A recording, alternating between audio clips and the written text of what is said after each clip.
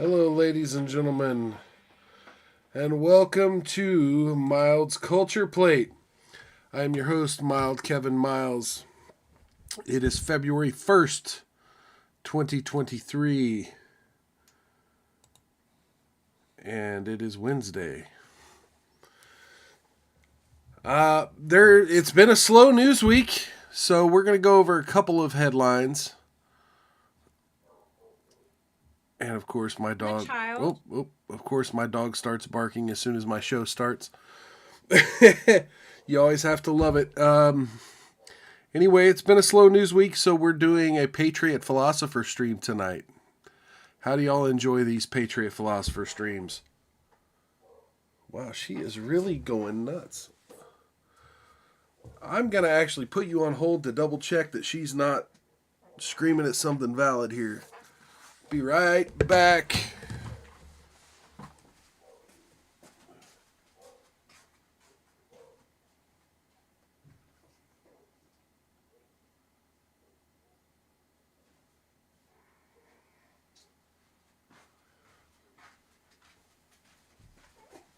Okay, nope, nothing valid. Looks like we may be getting a package delivered. Anyway, so yeah, ladies and gentlemen, got a Patriot Philosopher stream tonight. We're going to be going over some deadly sins. You know, I'm sure most of you are familiar with the Big Seven, right? Let me know if you're not. I mean, quite frankly, however you feel about it, leave a comment below. Or, welcome to the chat. Big shout out to Mike in the chat. How you doing? Good seeing you again. But what we're going to do... My feed seems to be way behind here. Let me know if everything... Let's see. Stream health seems to be good. So, okay, I guess it's just a YouTube thing. Anyway, so we're going to go over a couple of headlines before we get into the 7 deadly sins stuff. And first off is a video. I haven't really been covering the following news story very much, so let me go ahead and reach backwards and bring you folks up to date. You're familiar that I have been covering the Twitter files, right? I really haven't been looking to see if there are any newer updates for those. They did have some spin-offs of the Twitter files called the Fauci files, which, it was pretty much what everyone already knew. And then they had previously done another spin-off of the Twitter files in which a media figure known as Eliza Blue, and I did kind of mention this a few streams ago. Eliza Blue had been allegedly working with Twitter to eradicate child pornography on the platform. And since then, she's come forward as a, quote, victim of human trafficking. Some other folks have posted evidence and questionable content that she was releasing during the time she claimed to be trafficked and questioned her story. And that led to a lot of folks being removed from Twitter, including Jeremy Hambling of The Quartering, who is now back. Let's see, Yellow Flash, Camelot 331, Brittany Venti. These people have not been back. They did not get their accounts back, and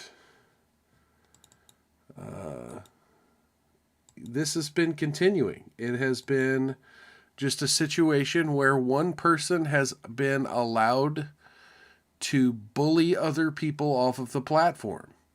And it's kind of interesting because there was this sort of close communication between Eliza and Elon Musk, to where, again, she was kind of being the face of Elon's claims that child pornography was being removed from Twitter. And I even gave Elon and Eliza a shout out saying, I hope that's the case. I hope that's the truth. I'm hearing reports now that that's not the truth. That child pornography, and again, I don't look for such things on Twitter, so how the hell would I know? But I'm hearing that some of these hashtags that these pedophiles use to deal and exchange in child pornography on social media are still quite active. So I don't know what to believe. I don't really have much of a dog in the fight, except for when I see several grassroots media creators, several YouTubers, and people who cover news stories being censored by big tech for talking about one specific person. And, they kind of did the whole thing around Hunter Biden's laptop. That was a big story in the Twitter files. But it's like now the Hunter Biden laptop thing has become the Eliza Blue thing. You can't talk about Eliza Blue on Twitter without being banned.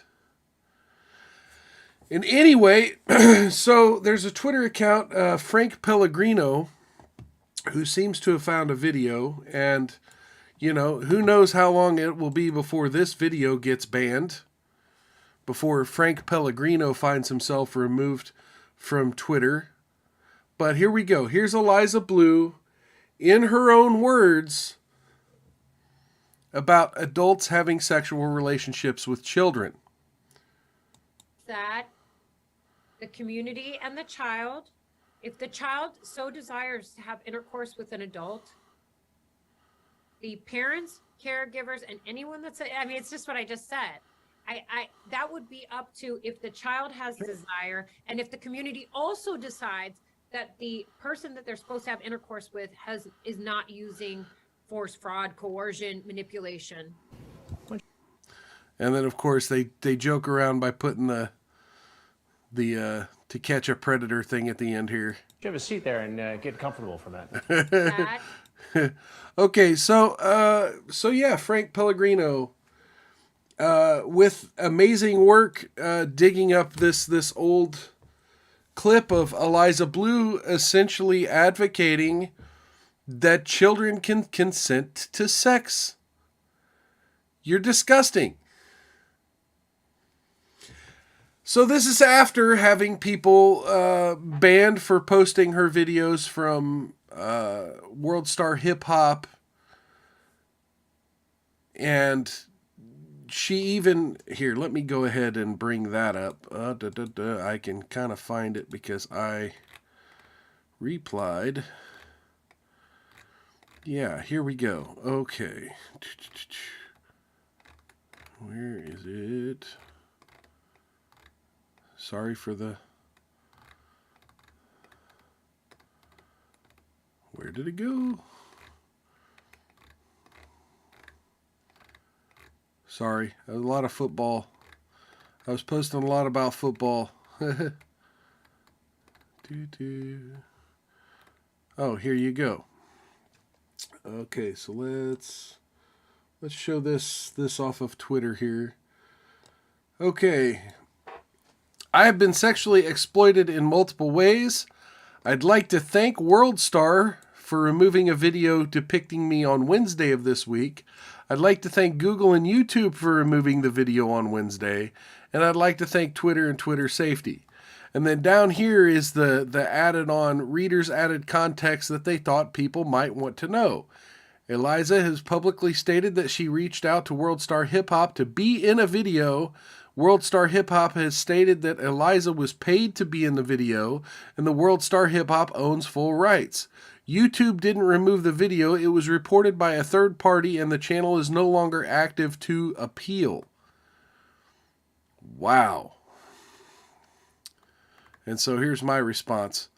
We've gone from I'm for free speech to thank the censors at fucking warp speed, Eliza Blue Elon. And I say that because her pinned tweet for weeks was I'm all for free speech. And now that's no longer her pinned tweet. Her pinned tweet is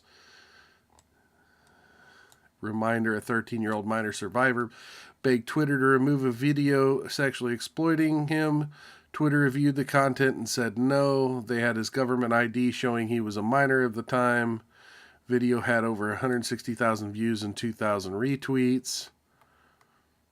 And this is the one other thing I wanted to cover in the headlines is this locked account theory. So yeah, right now Eliza has a locked account that you can't retweet. So if you see the retweet grayed out on these tweets, yeah, you can't retweet her or quote tweet her. So yeah, right now there is a fad. Sorry, don't mean to dox people here.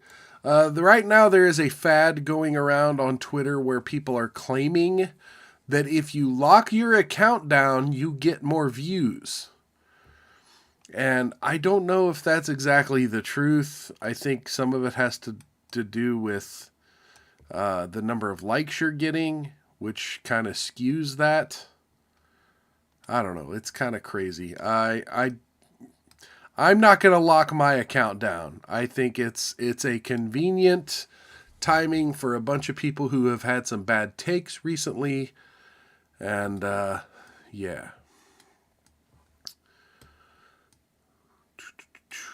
Anyway, so one thing I will say is go check The Quartering. Jeremy over at The Quartering has a lot of videos. And on Twitter, he's covering what he's calling the Eliza Blue files. So he has a lot of information on this Eliza Blue situation and all of the censorship involved. So feel free. Like I said, I'm not knowledgeable enough to cover the Eliza Blue stuff. She hasn't come after me, but I did want to give a shout out to everyone who has been covering it and let you all know that you could find more information about the Eliza Blue stuff over at The Quartering and his and also his Twitter feed. The Quartering on Twitter has a lot of great information about Eliza right now. Let's see, what was the other? There were 2 or 3 news stories I wanted to cover. Oh, here we go. Let's bring this up. Speaking of kitty diddlers. Uh-oh. Got to resize the window again. I don't know why. Seems like every other website I get on is a different resolution. Let me see if this cuts very much off here. I'm going to kind of read some of this anyway. So this is from the Rolling Stone, which, I fucking hate this website, but oh well, we'll see here. Feds charge former ABC News producer with transportation of child pornography. James Gordon Meek resigned abruptly from his job shortly after federal agents raided his Arlington, Virginia home in April 2022. Federal prosecutors have charged former ABC News producer James Gordon Meek with transportation of child pornography, according to a criminal complaint filed in Eastern Virginia on Wednesday. Okay, so basically that repeats the same shit as the headline. Federal prosecutors say their investigation into Meek first began after the cloud storage company Dropbox tipped off the National Center for Missing and Exploited Children about the presence of 5 suspected videos of child sexual exploitation video in the Dropbox account, according to the complaint. A subsequent investigation of the tip allegedly confirmed the videos to depict child pornography and were linked to Meek's account. This triggered an investigation which allegedly found Meek posing as a minor to solicit pornographic images of children. After federal agents raided Meek's home, prosecutors say they found a trove of pornographic images on the producer's iPhone 8, iPhone 6, external hard drive, and laptop depicting the abuse of children as young as a toddler. When FBI agents examined Meek's iPhone 8, they allegedly found messages he exchanged with another alleged pedophile with whom Meek traded child pornography. In the message, Meek appeared to confess to having previously abused children. "Have you ever raped a toddler girl? It's amazing," he allegedly wrote in one exchange. Meek's attorney Eugene Gorkov did not immediately respond to a request for comment. Of course not. When Rolling Stone previously reported the prosecutors were preparing an indictment, Gorkov said, "I cannot comment on any pending investigations, but any decisions that need to be made right now are entirely within the government's discretion." Meek was a well-known figure in national security circles, both as an Emmy-winning journalist and former counterterrorism advisor, an investigator for the House Homeland Security Committee. Okay, let me stop right there for just a minute and be like, oh my God, okay, so you're working with military intelligence. You should fucking know better than to be uploading your shit on Dropbox. But I'm fucking glad you did, because you're a disgusting motherfucker. He was coming off of a well-received documentary about Special Forces skirmish in Niger and finishing up a book with former Green Beret on the U.S. military's withdrawal from Afghanistan. Then he abruptly resigned from ABC News on April 27th, same day as a raid. His name suddenly disappeared from promotional materials. Department of Justice took an unusually long time, 8 months, to formally charge Meek. Multiple sources previously told Rolling Stone that's because of Meek's job as a journalist. In October, the Biden administration formalized stringent new guidelines for how the DOJ handles investigations of reporters, complicating and slowing down the matter even further, the sources say, was the FBI's alleged discovery of classified information on Meek's laptop. The alleged possession of classified material would remain a separate matter. Oh my God. Oh my God. Not only Biden, Pence, Trump, but some pervert working for ABC also has classified material just hiding out on his laptop. Two of those sources told Rolling Stone at the time would likely result in criminal charges. In addition to trading child sexual abuse material with other enthusiasts, Meek allegedly approached children on Snapchat using the handle Hula Jacks in order to solicit pornographic material. Fucking put him under the prison.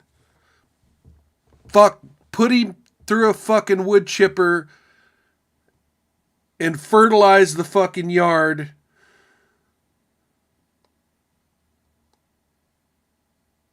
So that his blood soaks under the prison.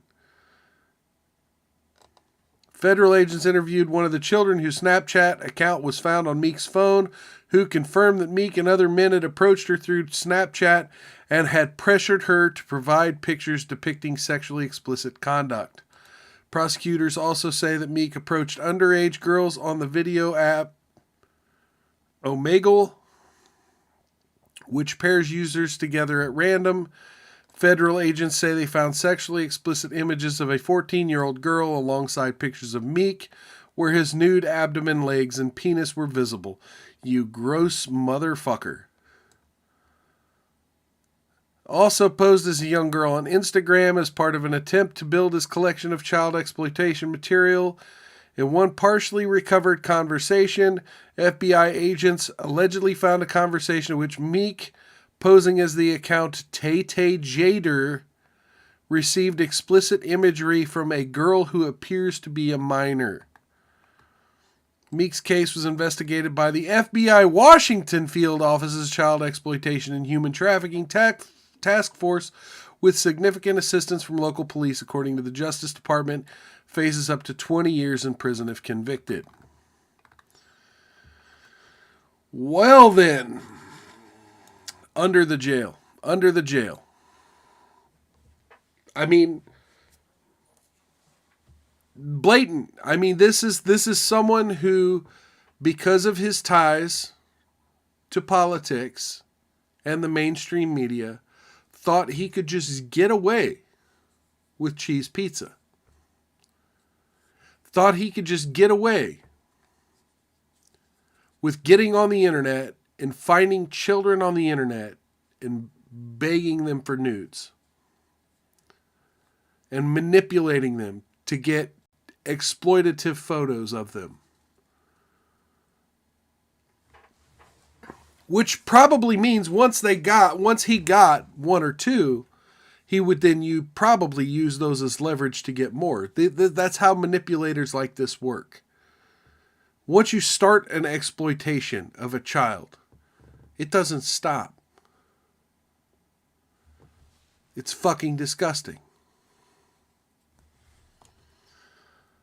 Anyway, so we're 20 minutes into the show. I guess I'll go ahead and start to get to the main topic. Tonight, I got the robe on.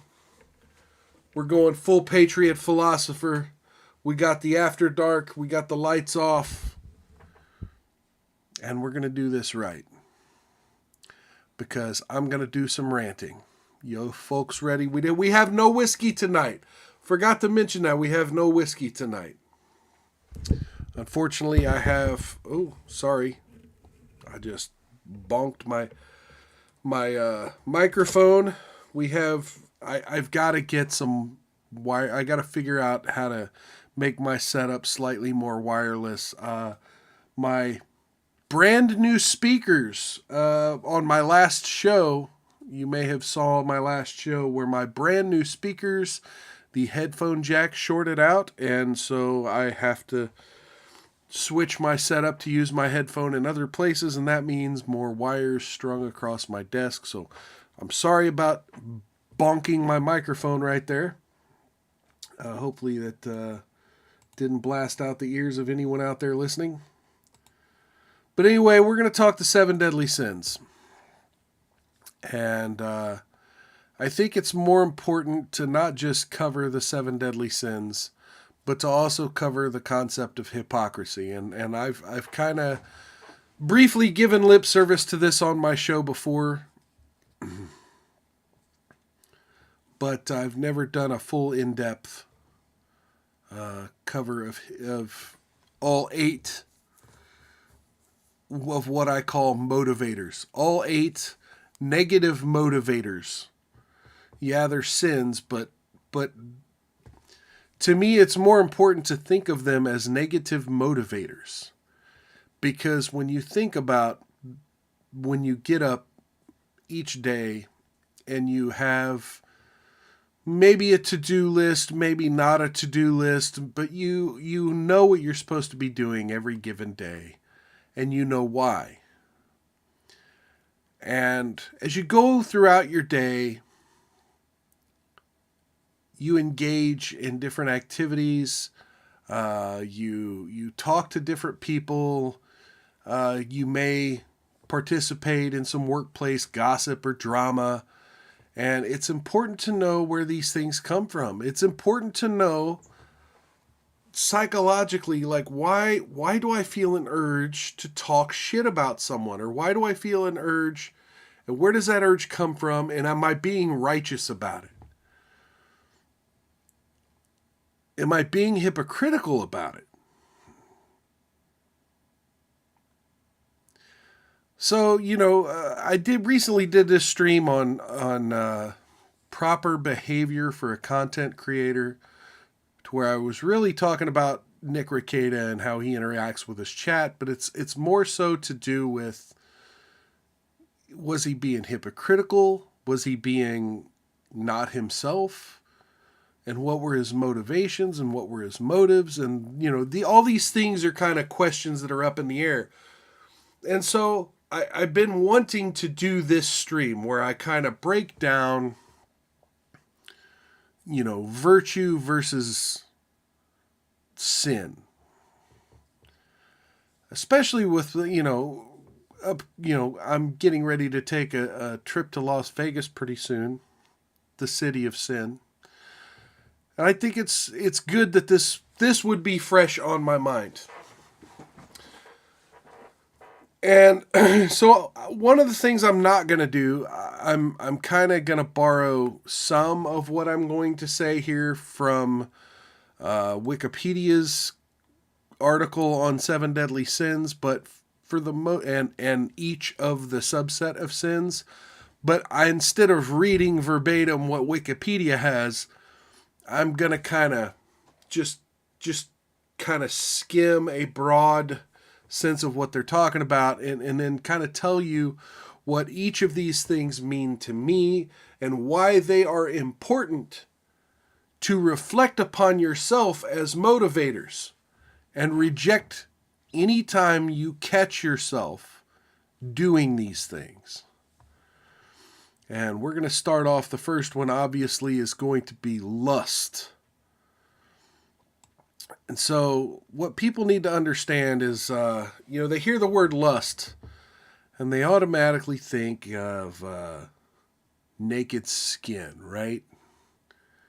You think of that Friday night Cinemax After Dark.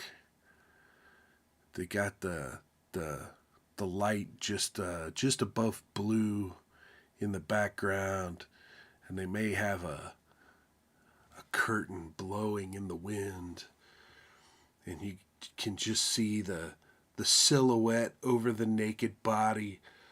And so no, that's passion. That's passion. Lust is a blinding carnal desire. Lust is when your desire for someone or something takes over your rational brain. It's not just a sexual thing. It could be anything. It could be riches. It could be, you're a middle-aged man and you want a, new Ford Mustang Cobra. Nick Rekieta. And you just can't stop thinking about it. And you just have to, it's almost like you can do the math to make it happen. But you couldn't take the time to do several other things you were supposed to do. It's like it becomes such a distraction that you literally have to devote a lot of resources to solving this problem of how am I going to obtain this thing that I'm lusting after. And it could be a woman. It could be a man. It could be sexual activity. It could be a car. It could be money. But it's the idea that you become so predetermined and pre-focused with sorting your life in such a way where what you lust after becomes an attainable goal.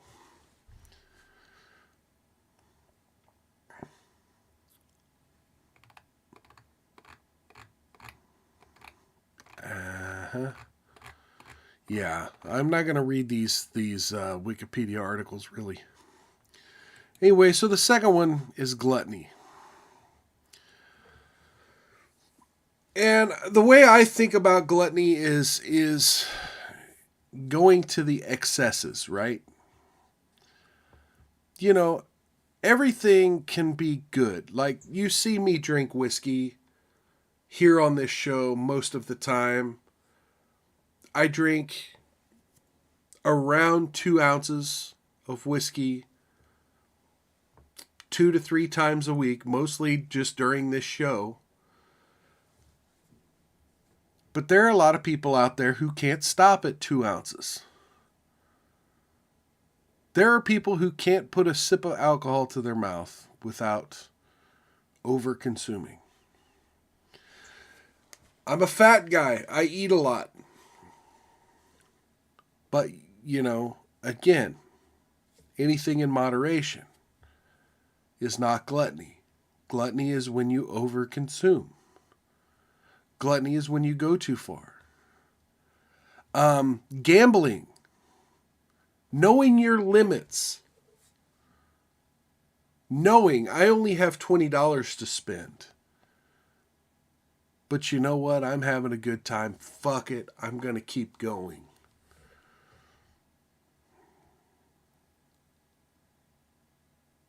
That's what gluttony is. Gluttony is not realizing what your limits are. Gluttony is over consuming. Gluttony is not believing in too much of a good thing.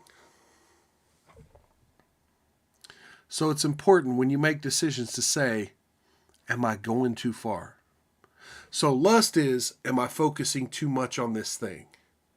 Gluttony is, am I going too far? That's the question you have to ask. And then we come to greed. And a lot of people think greed is what I called lust earlier. It's the chasing of resources, right? It's I have to take, right? A lot of people think of that as greed. But greed is more so the I take without worrying about what the consequences to the pool of resources and the other people who are relying upon that pool of resources. So you take, but you're taking so much that you don't care about your neighbor. You don't care whether or not the pool of resources is going to dry up. It's, if I can't have it, nobody can. Mike asks, what about Frankenfood? Putting an ingredient in food causing you to overeat. Yeah, that's kind of the point. I've long said that we're fat in America, but it's not like we're getting nutrients. We're getting empty calories. They like to feed us these fake salts, this MSG, the fake sugars, to where it triggers a junky response in our brain where we have to have more and more and more. So yeah, it is definitely corporate greed driving consumer gluttony. But again, I want to throw out the disclaimer that yes, there are a lot of people that are gluttonous about food and that overeat food. But, what you're talking about when you mention, them putting these ingredients in the Frankenfood, I don't think it's the fault of the addict that these addictive chemicals are being put in the food. Just like I don't think it's the fault of the heroin addict that heroin is addictive. It's the ability at some point to stop and say, if I keep doing this, this is going to kill me. And then if you just keep doing it, then you're being gluttonous. If you learn what the limits are, you see, that's just it. That's the problem. A lot of people don't know what the limits are. They don't know. They look at the they look at the back of a pack of chips and they see a serving size. But what does that mean? What does that mean on how many potato chips you should eat in a year? I'm sure people who have personal fitness trainers have some idea what that means and some idea of how many calories they should be eating. But most people just don't know the limit. They don't know how much of this unhealthy thing will put them over this limit of well, now it's, instead of just being a reward or just being, because everything is poison. But instead of just being an occasional snack or an occasional reward or an occasional dessert, how much is too much? And it's like, once you've learned how much is too much, once you realize, like I've realized, how much poison you really eat. Look, I used to drink a 2 liter of Mountain Dew a day to stay awake at work, working overnight security. I've since cut that down to 1 can of soda pop a day. And I still think of it as poison. And I still think I'm still being gluttonous. I'm still drinking too much. At least I'm aware. Being aware and knowing when what is too far is too far. That's the important part of gluttony, is allowing it to control your motivations. If it's an addictive thing, then it's the chemical controlling your motivations, not your own knowledge and your own, you kind of have to just not give a shit about the consequences, right? I think that's kind of the textbook definition of being addicted to something, is knowing the consequences and not giving a shit. And so that brings me back to greed. Greed is knowing the consequences of taking from your community and not giving a shit. Now, you'll have everyone in their, all these commies, all these socialists saying that merely the capitalist acquiring of resources is greed. I have to disagree. Just because someone is rich doesn't mean they are taking from the society, they are taking from the culture in a harmful way. And it also doesn't mean that they don't have opportunity to give back. And I think that's the scarier part, is I see, recently one of the headlines was that Amazon.com is discontinuing its Smile program, which, if you're not familiar, Amazon Smile was an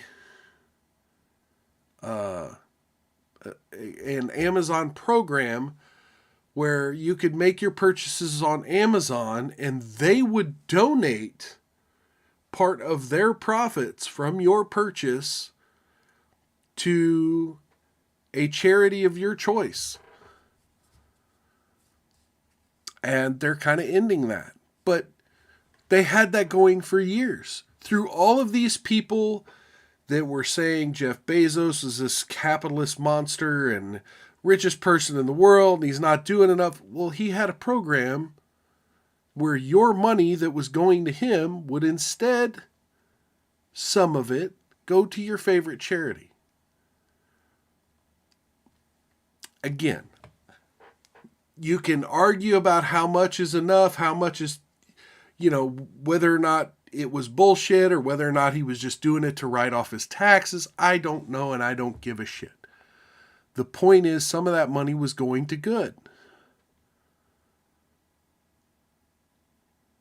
That's the opposite of greed. And so this, and I'm kind of getting off topic here, because greed is a tricky thing. One of the first things we learn as children is learning how to share. And greed kind of becomes this idea that we don't have to share. We don't have to share anything. That the good parts in life are meant to be shared privately with ourselves. And I find it fascinating how many people wouldn't want to share the good times with people around them. Because when you're sharing good times, when you're partying with friends, when you're enjoying the spoils of a reward socially, everyone is just in so much better of a mood, and it feeds your own happiness to a degree. So it's important, again, lust is asking, am I thinking too much about this? Gluttony is, do I know my limits about this? Greed is basically, am I being selfish? The next one is sloth. You know, sloth is, in its ultimate form, just laziness. It is an unwillingness to take the step. It's an unwillingness to care. You know, the people who are so worried about what the Kardashians are doing that you ask them, hey, what does your savings account look like? What does your child's college fund look like? And they just don't care. They don't care. They're too lazy to even think for a moment about what the consequences are around them. They are too, it's like taking any step toward improvement, taking any step toward being a better person is just, why? Why should I do it? I don't have to. I've got 130 TV streaming services, and I've got 15 apps that will deliver me anything I want to my front door. And as long as I have money coming in, why do I need to do anything? Why do I need to get off the couch? Why do I need to do my own taxes? It's this idea, again, that going outside, and don't get me wrong, there are people who genuinely have phobias of being out in public, genuinely have phobias of the outdoors. I'm not talking about those kind of social phobias.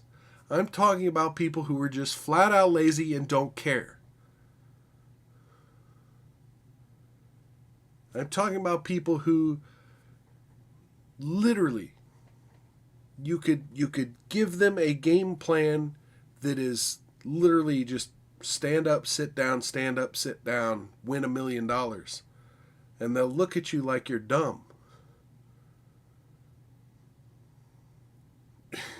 I mean, I'm being a little facetious and extreme. But no, I mean, you could tell people the basics of our country's... What the hell? Do you hear that? Let me know if you can hear that. That was weird. I'm getting some interference or something in my headphones. And I just want to make sure that that's not coming through to the audience. Let me know if you can hear whatever that was. Anyway, so, I'm kind of hounding a lot on the laziness aspect of sloth, but it's really not that. It's the knowing you're not motivated and not caring. You could be a skinny, energetic person. And all I do is go to the gym and work out. But it's like, okay, but you could have, you're a motivated person, but what are you motivated to do? You could be helping out your community. You have all these brilliant plans in the back of your head, and you have all these hobbies, but you never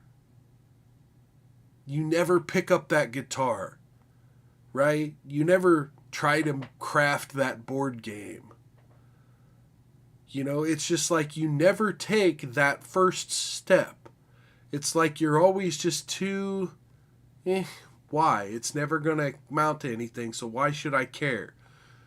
It is literally just not caring enough to do the things that make you a human. So, again, lust is, do I care too much? And then here, sloth is kind of the opposite. Do I not care enough? And then you had gluttony, which is, do I know my limits? And then you had greed. Do I care if other people are involved in my success. The next one's easy. It's wrath. And I like to think wrath and pride are tricky ones because like there's justified, vengeful, like I think there's a place for anger, right? There's a place for justified retribution. There is a place for self-defense even, like channeling anger into being able to defend yourself against an attacker. I think the emotion behind wrath, rage, the ability to view an opponent as not just someone who should be beaten, but someone who should be beaten so badly, and I don't mean necessarily physically, right? So when I say beaten, this could be a chess opponent. This could be a rival football team. Mike says he doesn't hear anything. It was very specifically right before I started asking. There was a little... It was like 4 seconds. So if it happens again, I may point it out. But anyway, thank you, Mike. Okay, so as I was saying, wrath could be at a number of things. It doesn't have to be a fist fight. It could be quite literally a football match against a rival. I mean, we just saw the NFL, the AFC Championship game, the AFC champion Kansas City Chiefs were very motivated by trash talk that had happened in the media from the Cincinnati mayor to the Cincinnati Bengals defensive players, talking smack and talking, they were very motivated. And it allowed them to develop like a sense of superiority. And so I want to be very careful because when we talk about wrath, it's very easy to just say, well, yeah, anger, this one of the 7 deadly sins is very easy to point at and say, angry man bad, right? This is the easy one to be like, oh, well, yeah, wrath. If you're being wrathful, if you're being a jackass and just going around hating everybody and being angry all the time, obviously that's sinful. But I felt that this one and pride are very important to point out the motivating factors and how, like, it's the drive. It's why. There it is. Okay, well, I don't know what's going on. Anyway, I think it might be my cell phone. I'm going to move it over there. And I just knocked a bunch of CDs off. Oh, well. So when you ask me, okay, well, what's the difference between wrath and justified anger? Well, quite simply that it's not justified. When your kid drops his dinner on the floor, right? They're sitting, they got the baby tray or whatever, and they accidentally push and you're at wit's end, and you go, why did you push your foot on the floor? No, it's like, that's not justified. The kid didn't mean to do it. The ability, and again, I go back to what I've said before about Jordan Peterson talking about good men being able to become a monster, but being able to put a leash on that monster, right? To be able to control their monster. Like, that's the important part. Knowing when to let that monster off the leash. Because if you're a short fuse and you're snapping at everybody, and you're creating enemies, right? Like, this goes for the gossip too. If you're just gossiping just to hate on somebody for no other reason than to hate on them, right? If you're making fun of somebody behind their back at work, that's not justified anger. Granted, if they continuously make your life a living hell, and there's an active, actual feud going on that they have engaged you in, that's one thing. But if you simply don't like a person and they haven't really done anything wrong except make human mistakes, then perhaps you got wrath problems. So, oh, and I just closed the window that I was reading from anyway. I'll go back to it here.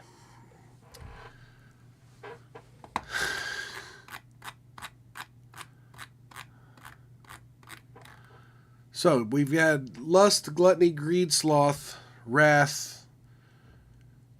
And once again, let me go back. Lust is, am I thinking too much about this?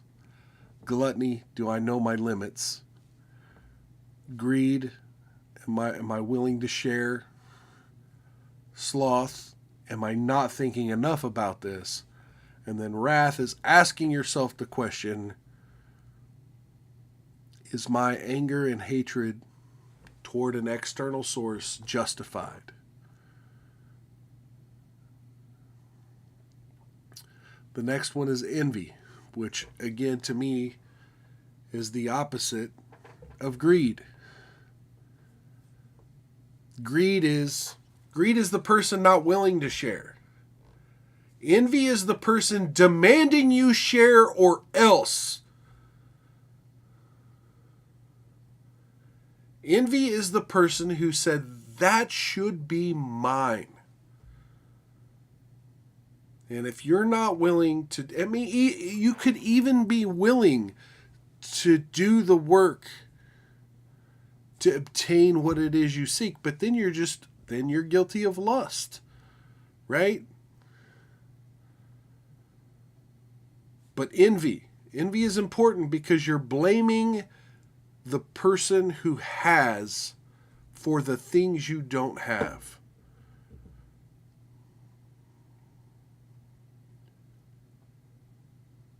You're not asking yourself, what do I need to do to obtain the things I need? You're pointing at the other person and saying they should give more. They're greedy. But you see, you have to make your own bed before you change the world. And that's another Jordan Peterson kind of thing. And, again, Jordan Peterson is not, he's not a huge factor in my life, but, I'll quote him from time to time. And this is one of those. If you're worried about what everyone else is doing and what everyone else is acquiring, then you're not bettering yourself. You're not making yourself a better person who would acquire those things. The last one is pride.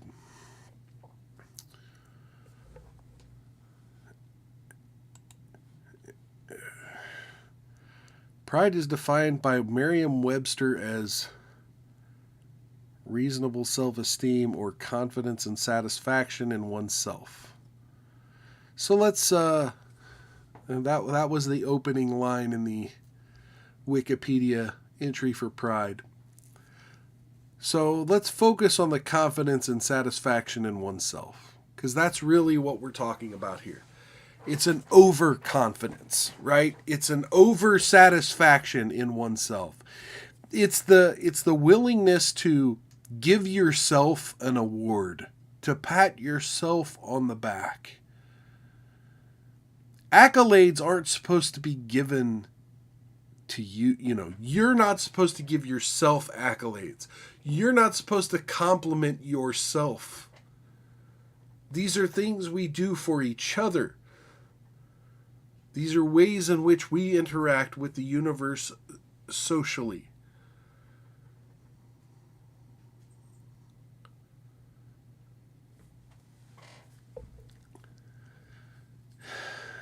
In Comicsgate, there was quite a controversy a few years back when one of the Comicsgate creators posted a picture of the LGBT flag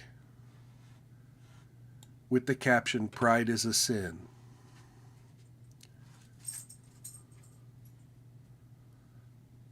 I don't condone that.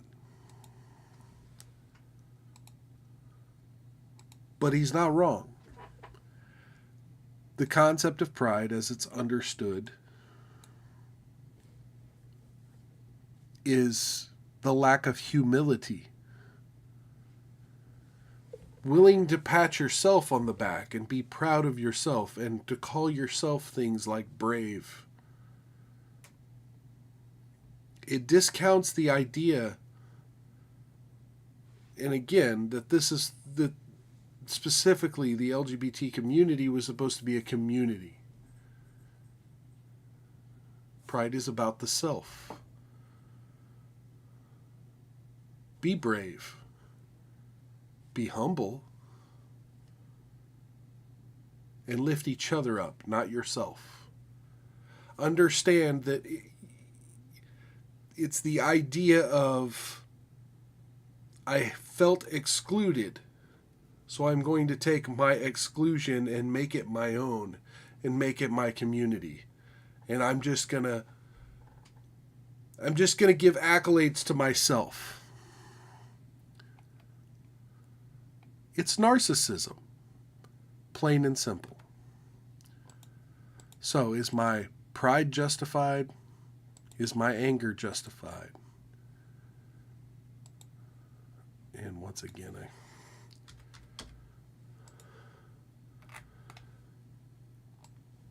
So again, you have lust. Am I thinking about this thing too much? Gluttony.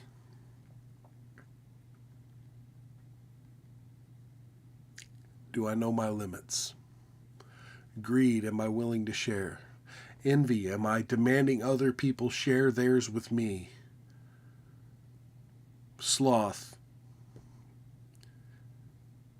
Am I willing to do the bare minimum to make the world a better place? And then wrath. Am I justified in my anger? And pride. Am I justified in my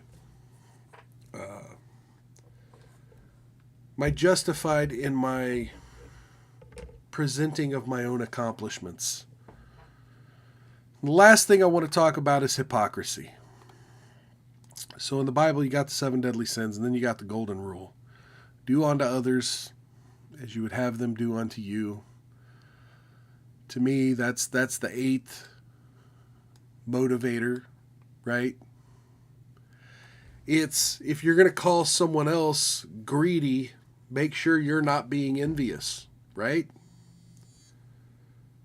If you're going to call someone else a sinner, make sure you're not being a sinner. If you're going to be pointing out the gaslighting of someone else, make sure you're not also creating a false narrative. If you're not falling for a logical fallacy, and I think my next Patriot Philosopher stream might just be on logical fallacies. But to me, the 8th deadly sin is hypocrisy. Do unto others as you would have them do unto you. Treat each other with love, dignity, and respect. Ladies and gentlemen, thank you for coming and checking out Miles Culture Plate. Leave me a comment below. Tell me what you'd like to see or hear on this channel. Come back for the live stream, generally 6 p.m. on Wednesdays, 4 p.m. on Saturdays.